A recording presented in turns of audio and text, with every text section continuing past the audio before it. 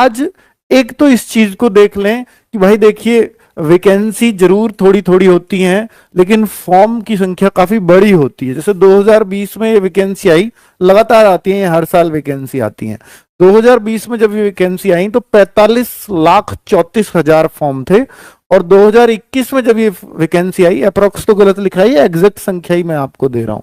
2021 में जब वैकेंसी आई तो ज्यादा वैकेंसीज थी, लेकिन फिर भी फॉर्म कम आए क्योंकि रुझान घटा। जब रुझान कैसे घटता है कि यार 45 लाख फॉर्म डलते, देखिए रुझान कभी भी किसी भी भर्ती का, आपने देखा होगा पुलिस की भर्तियों का बहुत रुझान है गांवों में, आपके आसपास के लोगों में।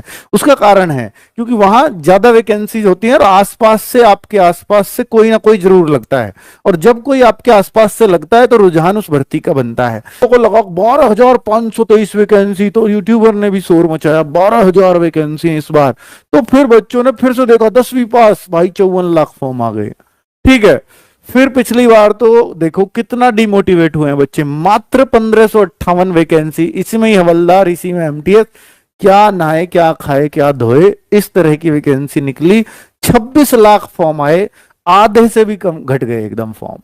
तो बच्चे को दिख गया यार इनमें क्या आएगा।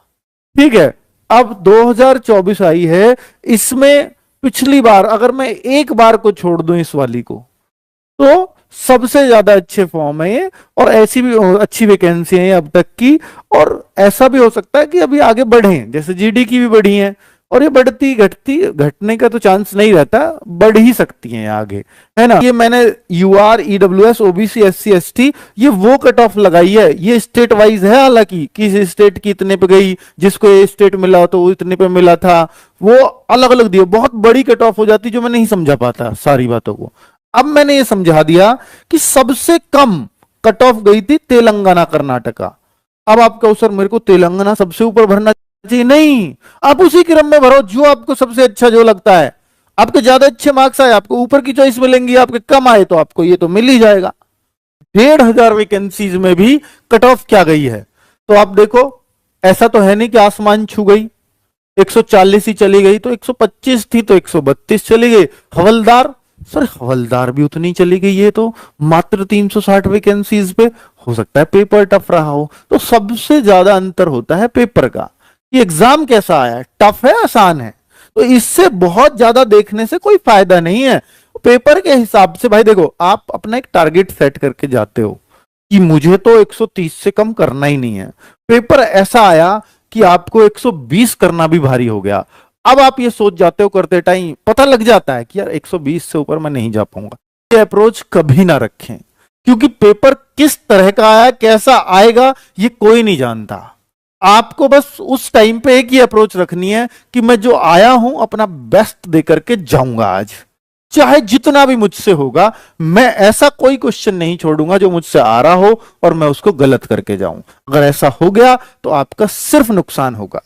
ठीक है, तो ये ओबीसी की कट ऑफ देख सकते हो, एससी की, एसटी की, तो इस सब की अपनी अपनी अलग अलग कट ऑफ दी हुई है। 18 से 27 वाले में एससी की वैकेंसीज नहीं थी, इसलिए उसकी कोई कट ऑफ यहां नहीं दे रखी है। और ये किस किस राज्य में इतनी इतनी कट ऑफ गई थी तो वो बता दी है। और बाकी ऐसा फिर मैं एक बार कह रहा हूं कि जैसे आंध्रा की लगी हुई है, तो केवल आंध्र प्रदेश वाले बच्चे के लिए नहीं है, आंध्र प्रदेश में आप भी चॉइस भर सकते हो।